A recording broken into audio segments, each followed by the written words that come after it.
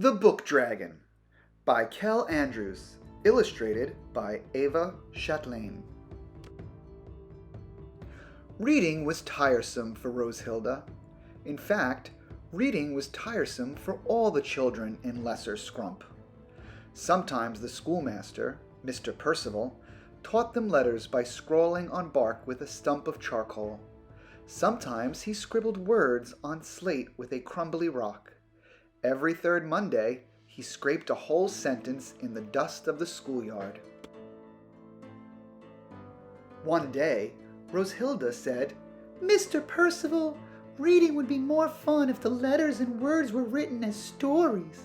We could use paper and ink, then attach the papers together." The children gasped. Mr. Percival sent Rosehilda home with a stern note scratched onto a leaf. "What was wrong with what I said?" Rosehilda asked her grandfather. "Why can't we write on paper?"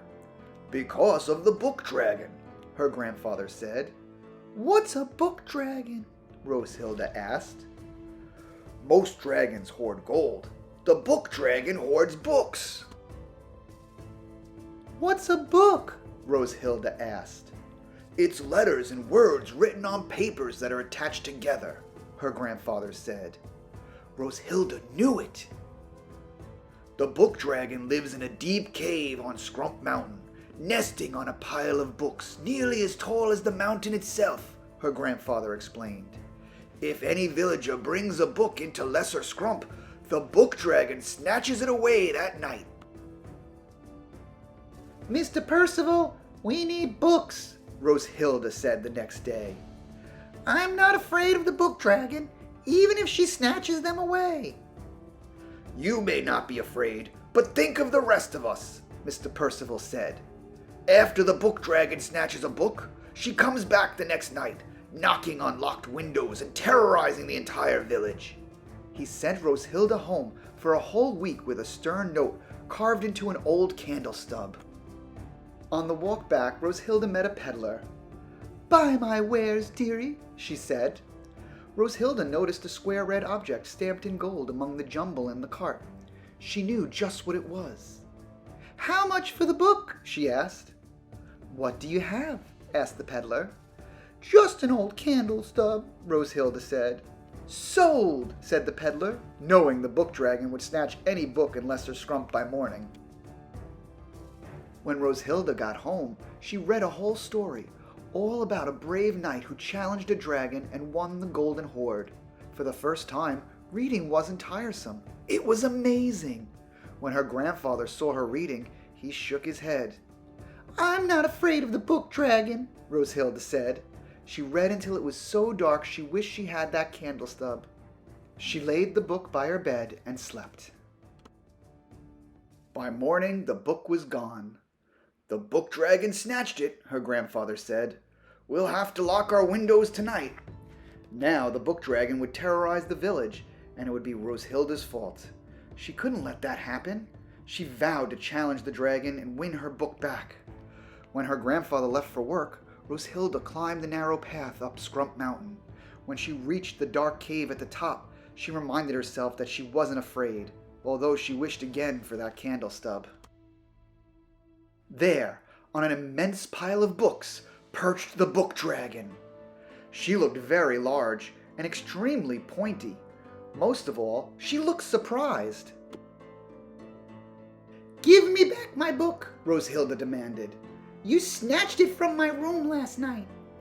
"I beg your pardon," said the book dragon. "I can't help myself. I love books so much.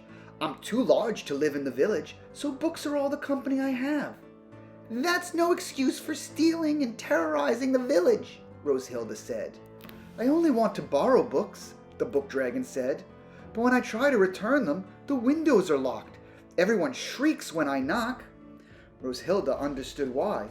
The dragon was extremely pointy. "Since you came all this way, I'll give you your book back now," the book dragon said. The hoard was heaped with books in every color and size. Many were red, stamped with gold. Rosehilda didn't know which was hers. Rosehilda and the book dragon searched. They lined up the books in rows, sorted by subject and author. At the end of the day, they hardly made a dent in the hoard. Rosehilda hadn't found her book. "You can borrow a different one," the book dragon said. "I'll bring it back tomorrow," Rosehilda said. She borrowed a green book and read until dark. The next day, Rosehilda and the book dragon sorted and searched.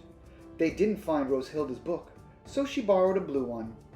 By the end of the week, nearly all the books stood in neat rows. The very last book was red, stamped with gold. "My book," said Rosehilda. "Now I won't need to come back." The book dragon looked less pointy than usual. "You could borrow another book," the book dragon said, "and come back tomorrow." "I have an even better idea," Rosehilda said.